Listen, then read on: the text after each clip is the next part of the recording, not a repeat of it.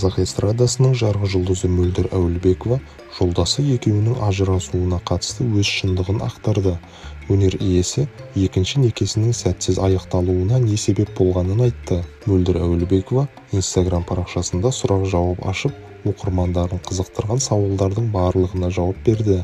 Ол жеке өміріне қатысты тың мәліметпен де бөлісті. Әнші күйеуімен не себепті айырылысып кеткенін түсіндірді. Айтуынша, жолдасы отбасына қиянат жасаған. Алланың аманатына әйел бала-шағаға қиянат жасалды, деп мәлімдеді Мөлдір. 2 рет некеде болып, бүгінде бір ұл, бір қыз тәрбиелеп отырған әнші ештеңеге қарамастан тағдырына риза екенін жеткізді. Альхамдулиллах, разымын. Қос қанатымның барына шүкір. Ата-анам, бауырларым, қолдаушы халқым аман болсын, деп жазды ол.